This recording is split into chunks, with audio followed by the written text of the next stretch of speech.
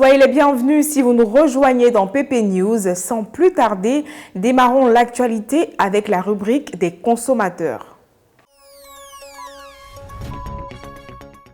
Au début du mois d'août 2022, les détaillants mobile money entraient en grève. La raison évoquée était la réduction de leurs marges et la suppression de certains avantages.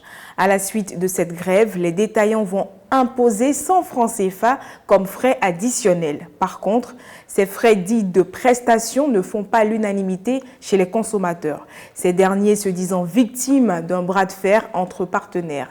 À ce sujet, quelques avis dans cet élément. Certainement, les 100 francs qui étaient opposés pour la dernière fois qu'il y a eu la grève. Vraiment, pour nous les clients, c'est pas acceptable chez nous, mais on était obligé de faire avec ça. Sinon, franchement, nous, on ne voulait pas payer. Parce qu'avant de faire un dépôt, on paye les frais. Donc, faire un retrait en même temps, tu n'as pas la monnaie, on t'oblige de faire la monnaie. Lorsque tu n'as pas la monnaie, c'est pour l'État. S'il n'y a pas d'obligation de 100 francs, on ne peut pas l'obliger. Mais quand il y en a, on les donne. Cette situation-là, nous, on n'aime pas ça, franchement, parce que vous avez dit quelque chose. Orange a dit quelque chose. Il y a un pourcentage qu'on doit respecter. On respecte ce pourcentage. Mais arriver dans leur, comment dirais-je, dans leur coin, ils disent que après transaction, après transaction, on doit donner la somme de 100 francs.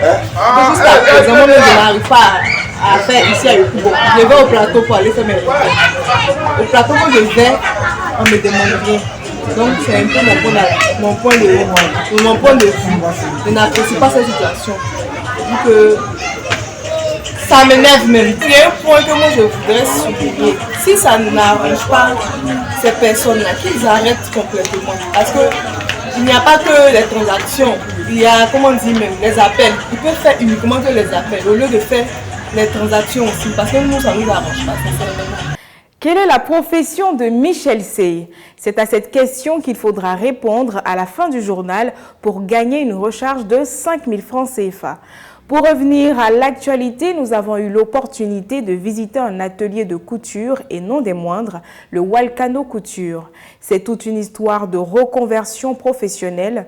Ouattara Ali, son créateur, fait un bref passage dans la musique, plus précisément dans le coupé-décalé. Mais c'est finalement la mode qui l'emporte et c'est au quartier Dar es Salaam de Bouaké qu'il pose ses valises. Bouaké, quartier Dar es Salaam. Nous sommes dans les locaux du grand styliste de Bouaké, Ouattara Ali, dit Walcano.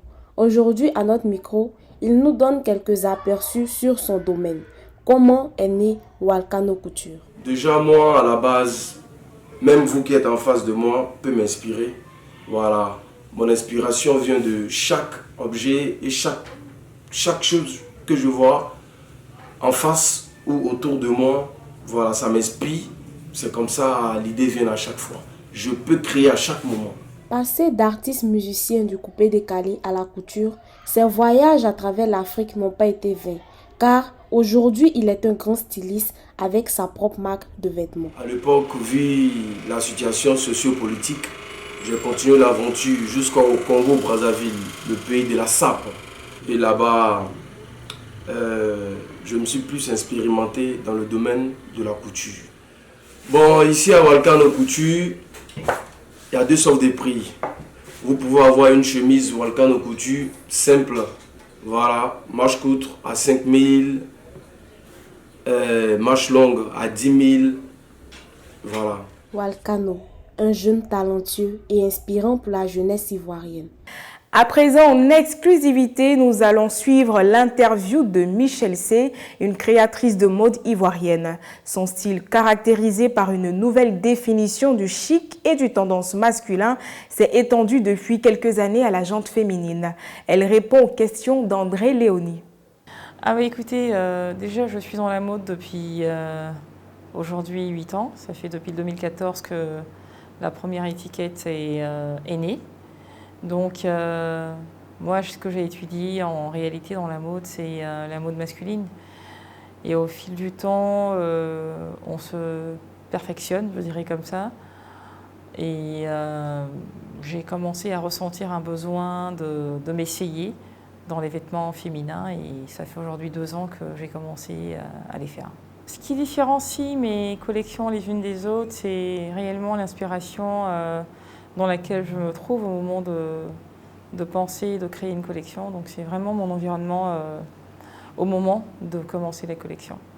On travaille toujours de zéro.